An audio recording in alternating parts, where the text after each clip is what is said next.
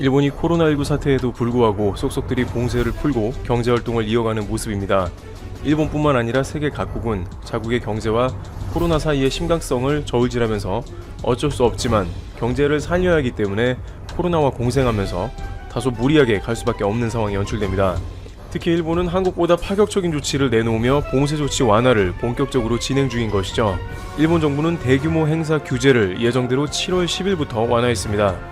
이에 따라 일본의 프로야구와 프로축구는 무관중 경기를 종료하고 10일부터 경기장 입장객을 받고 있습니다. 한국은 여전히 스포츠 경기에 전면 무관중을 하는 쪽으로 가고 있는데 일본은 최대한 경제를 정상 궤도에 올리겠다는 조치로 방향을 정한 셈입니다. 또한 오는 22일부터 관광업 등을 지원하는 고투 캠페인 사업을 시작한다고 발표했습니다. 이 사업은 여행 때 사용할 수 있는 할인권이나 쿠폰을 배포해 코로나19 확산으로 어려움을 겪는 관광 음식업을 지원할 목적으로 추진됐습니다. 우리나라의 재난지원금과 비슷한 형태인데 여행 관련 분야만 사용 가능한 쿠폰인 것입니다. 우리나라도 정경련에서 일본의 고우투 캠페인과 같은 관광 바우처를 지급해야 한다는 주장을 하기도 했습니다. 유엔 세계관광기구에 따르면 국제관광 통계가 집계되기 시작한 1950년 이래 최악의 위기 상황에 직면했다고 봤습니다. 올해 글로벌 관광 수입이 작년 수입 대비 62% 이상 감소할 것으로 전망했기 때문에 심각한 것입니다. 특히 일본의 관광업은 수년 동안 경제 침체의 국면에 들어간 일본에 있어서 매우 중요한 분야였습니다. 아베 총리는 2020년은 도쿄올림픽을 치르는 동시에 약 4천만 명의 외국 관광객 유치 목표를 제시하기도 했습니다. 그러나 관광은커녕 도쿄올림픽은 취소가 되었으며 코로나로 국내 관광마저도 올스탑 되었던 것입니다. 결국 일본 정부는 20조 원을 추경 편성했습니다. 8월 말부터 쿠폰 형태로 여행, 외식, 이벤트, 쇼핑 등의 할인 혜택을 제공하며 자국 내에서 숙박하면 1박에 약 23만원 한도로 최대 50%까지 할인받을 수 있습니다. 일본도 이제 관광업에 상당히 의지하고 있는 것으로 이와 같은 관광 주요국들은 관광산업에 정부의 예산을 상당히 투입하고 있는 상황이며 일본은 그 국가들 중에서도 많은 예산을 배정하면서 몸부림치는 상황인 것입니다. 그런데 여기서 일본은 이제 해외 입국자들도 본격적으로 받아들이겠다는 구체적인 작업에 돌입했는데 다양한 국가의 유학생이나 사업가 등부터 받아들이는 방안으로 궁극적으로는 해외여행도 시작할 것이라는 목표입니다. 특히 국내 여행객보다 단기간에 훨씬 많은 금액을 소비하고 떠나는 해외여행객은 일본 정부에 있어서 매우 중요한 수입원이기 때문에 가능한 빠른 시일 내로 입국 가능한 국가들을 추려낸다는 방침입니다. 그런데 그 와중에 아베 총리의 특별 지시가 있었던 것입니다. 그는 코로나 입국 제한의 완화는 한국과 중국보다 대만에 대해 먼저 이뤄지도록 하라고 지시했다고 아사히 신문이 복수의 정부 관계자를 인용해 12일 보도했습니다. 보도에 따르면 일본 정부는 6월 들어 외국과의 왕래 재개를 향해 움직이기 시작했습니다. 첫 협상 대상국은 베트남과 타이, 호주, 뉴질랜드였습니다. 코로나19 감염 상황과 경제계 등의 요구를 고려할 때 2차 협상 대상국은 중국, 한국, 대만이라는 정부 내 컨센서스 합의가 있었다고 아사히는 전했습니다. 그런데 2차 협상을 검토하는 시점에 대만을 선행하도록 이라는 아베 총리의 지시가 있었다고 합니다. 아베 총리의 이런 지시는 국내 보수파가 우호적으로 생각하는 대만을 한국이나 중국에 앞세워 지지층의 반발을 완화하려는 의도로 보인다고 아사히는 분석했습니다. 아베 총리의 지지층인 보수파는 한국과 중국에 대해서는 강경한 자세를 기대합니다. 그러나 세계 2위 경제대국인 중국과 이웃나라인 한국과의 외교관계도 무시할 수는 없었습니다. 외무성은 교섭 진입을 동시에 하지 않으면 중국 및 한국과의 관계가 틀어질 수 있다고 우려했다고 합니다. 이에 교섭은 거의 동시에 시작해 합의는 대만과 먼저 이루어지도록 하는 방침이 부상했다고 전했습니다. 또한 한국에 대해서는 여전히 부정적이므로 동시에 10개 국가를 한꺼번에 해서 한국을 희석시킬 방침입니다. 코로나19 상황이 안정적인 브루나이와 미얀마, 말레이시아 등 10개국을 추가해서 입국 국가들이 많아지면 한국이 눈에 덜 띄니까 한국이 포함됐다는 비판이 대폭 줄어들 것이라는 조치라는 것입니다. 하지만 이러한 소식이 전해지자 오히려 국내에서는 아베 총리의 지시를 환영한다는 반응이 나오고 있습니다. 일본에서 한국의 입국을 늦추고 서로 간의 교류가 최대한 미뤄져야 한다는 의견이 많아진 것입니다. 한 네티즌은 일본 상황이 현재 매우 심각한데 검사도 제대로 이루어지지 않는 것은 여전하다면서 만약 확진자 미상이 많은 일본에 한국인이 가거나 일본인들이 한국에 오면 한국은 위험해진다고 우려합니다. 실제 최근 일본 상황을 보면 일본은 확진자가 2주 전보다 8배 이상 급증한 모습을 보입니다. 2주 전만 해도 한국과 같이 일 50명 내외의 확진자의 추이를 보이며 비슷하게 가던 일본이었습니다만 봉쇄를 풀면서 확진자가 폭발적으로 증가해서 최근 4일간은 매일 400명 내외의 확진자가 나옵니다. 도쿄에서만 하루 200명 이상인데 문제는 일본은 민폐를 끼치면 안 된다는 문화가 있기 때문에 증상이 있어도 숨기고 있는 사람이 많다고 전해지며 무증상자까지 있으면 감염자 폭발이 눈앞에 있다는 것이죠. 확진자가 폭발한 국가들을 보면 이처럼 순식간에 확진자가 늘어나면서 매일 수천 명, 수만 명 단위로 속도가 빨라지므로 일본은 매우 중요한 시기에 있다고 전해집니다. 지금 다시 봉쇄하지 않으면 안 된다는 의견도 나옵니다. 본토와 떨어진 오키나와조차 미군 부대에서 수십 명의 확진자가 발생해 일본 전역이 확산 폭발로 갈 수 있다는 것입니다. 게다가 한국과 같이 감염자를 추적하는 역학조사가 제대로 안 돼서 2차, 3차 감염 추적에 대부분 실패합니다. 현재 매일 나오는 감염자 중에 절반은 어디서 감염되었나 전혀 그 경로를 알 수 없다고 전해지고 있습니다. 그러나 막상 일본 당국의 반응은 더욱 황당한 것인데요.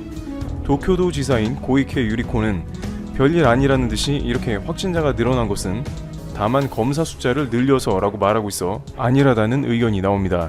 일부 네티즌들은 그렇다면 훨씬 더 많은 확진자들이 숨겨져 있는 게 아니냐며 우려하고 있는 상황입니다. 그러나 앞서 논의된 바와 같이 일본 정부는 외부 행사를 대폭 완화하고 야구와 축구에서 무관중 경기를 종료하는 등 오히려 정반대로 경제 정상화를 위해서 일종의 무리수를 두는 게 아닌가 하는 의견이 나옵니다.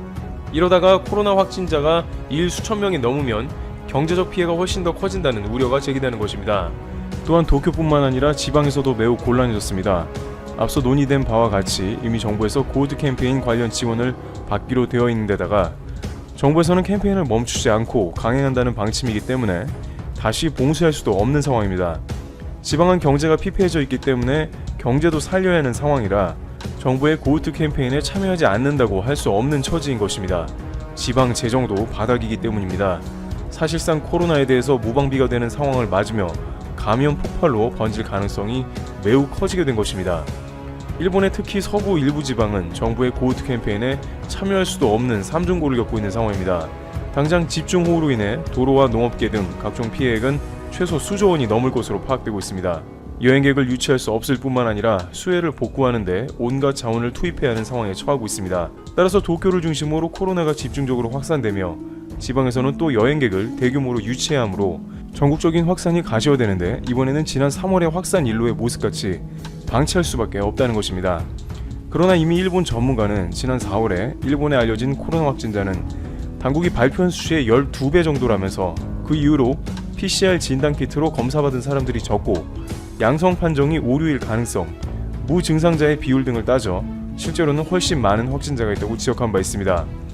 이러한 불길한 예측이 PCR 검사 등이 늘어나게 되면서 현실화된 게 아니냐는 의견들도 등장하고 있습니다. 원래는 드러나지 않은 감염자가 상당히 많았다는 것이죠. 상황이 이러다 보니 여전히 국내 네티즌들은 일본과의 조기 교류는 시기상조라는 반응이 나오고 있습니다. 네티즌들은 아베 총리가 한국에 연달아 외교 강경책을 내놓으며 좋지 않은 분위기를 연출하고 있지만 오히려 그것이 한국을 보호하게 되는 셈이라며 현재는 코로나가 심각한 일본과 거리를 둬야 한다는 입장입니다. 다행인지는 모르지만 아베 총리는 한국과의 외교적인 갈등을 계속해서 적극적으로 사용하고 있는 모습입니다. 자신의 지지율은 바닥으로 치닫고 있는데 코로나로 주변 국가의 이슈도 영향을 덜 끼치게 된 상황이다 보니 기회가 있을 때마다 강경책을 들고 나오고 있으며 코로나 이후 한국의 입국을 완전 차단했습니다. 특히 당규 개정이라는 꼼수를 통해서 최악의 지지율을 딛고 사연임을 하려고 몸부림치고 있기 때문에 현재 상황에서 한국과 화해 모드로 돌입한다든지 하는 국면은 거의 나오기가 어려운 상황으로 판단됩니다. 오히려 아베 내각은 역사 왜곡 문제를 비롯해서 한국과의 WTO 수출 규제 소송 등 점점 더 갈등을 키우고 있습니다. 따라서 아베 내각의 강경책으로 인해 코로나 이후 양국은 훨씬 더 멀어진 모습이 나오게 된 것입니다. 지리적으로 가까운 두 나라이지만 사이가 좋지 않고 아베 총리는 계속해서 한국에 대해 공세로 나오니까 자연스럽게 양국은 코로나로 인한 위협이 오히려 줄어들게 되면서 한국 네티즌의 호응까지 얻는 것이죠. 일부 네티즌들은 아베 총리가 사연임을 했으면 좋겠다며 한국의 국익에도 도움이 된다는 의견까지도 냈습니다. 현재 한국의 확진자는 절반이나 그 이상이 해외에서 입국한 확진자들인데 일본의 경우에는 거리상 매우 가깝기 때문에 다른 나라와는 달리 더욱더 많은 인원이 입국할 것으로 한국 확진자가 급증할 수도 있습니다. 따라서 점차적으로 입국자들을 늘리려는 일본 정부의 움직임은 한국 입장에서는 달갑지가 않은 것입니다. 만약 일본 정부가 9월 정도부터 한국 입국자들을 본격적으로 받고 교류하기 시작한다면 날씨가 다시 추워지는 가을 시즌이 오기 때문에 더욱더 코로나 확산이 우려된다고 전해지고 있습니다. 한국의 발목을 잡아야만 일본이 살아남는다. 최근 일본 정부가 한국 정부의 발목 잡기에 사활을 걸었습니다. 트럼프 미국 대통령의 한국 G7 가입 권유에 이어서 유명희 산업통상자원부 통상교섭본부장의 WTO 사무총장 선출 유력 소식까지 전해지면서 현재 일본은 전례 없는 공포에 휩싸였습니다. 특히 일본의 수출 규제를 WTO에 제소하며 승소 자신감을 드러낸 유명희 본부장의 WTO 사무총장으로 선출될 경우 일본이 받게 될 정신적 충격은 상상을 초월하는 수준입니다.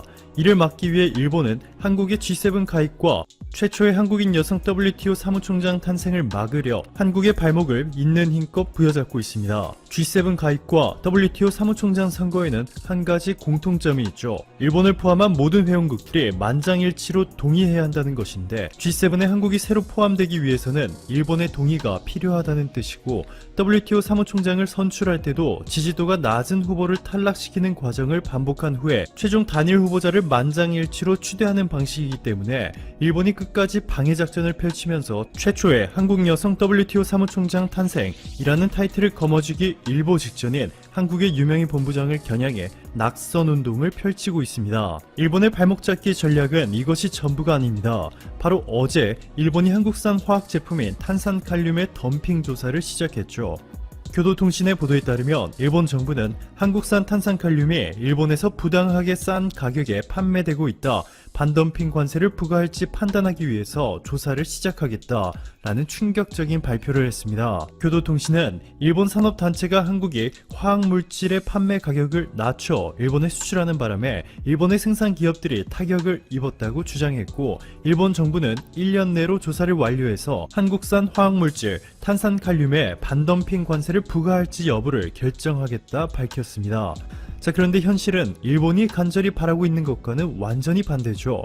블룸버그 통신이 글로벌 투자은행과 경제연구소 24곳의 통계 자료를 분석한 결과 미국, 중국, 유럽 등 주요 20개국 가운데 한국이 두 번째로 높은 경제 성장률을 보여줄 것이라 전망했습니다. 반면 프랑스는 마이너스 19.6%, 이탈리아 마이너스 18.5%, 영국 마이너스 18.1%, 일본은 마이너스 22.3%로 최하위권이라 분석했습니다. IMF도 한국이 수출 의존도가 높은 국가임에도 글로벌 평균보다 압도적으로 높은 성장률을 보이며 코로나19 위기를 극복할 것이라 진단했고 국제신용평가사 무디스는 G20 국가들 가운데 한국을 제외한 모든 선진국 그리고 대다수의 신흥국의 내년 실질 GDP 성장률이 코로나19 이전 수준보다 밑돌 것이라며 선진국들 가운데 한국이 유일하게 코로나19 발생하기 전 수준으로 회복할 것이라 전했습니다. 심지어 경제협력개발기구 OECD마저 G20과 37개의 OECD 회원국 가운데 가장 높은 경제성장을 이룰 것이라 발표했는데요. 이들은 모두 한국이 무려 18년 만에 세계 성장률을 큰 폭으로 웃돌 수 있는 이유에 대해서 성공적인 K방역과 퍼펙트한 의료 수준 덕분이라 입을 모으고 있습니다. 이렇게 한국의 영향력이 강해지면서 최근에는 일본이 지난 수십 년 동안 지켜왔던 편의점 왕국이라는 타이틀마저 한국이 빼앗은 놀라운 상황이 펼쳐졌습니다.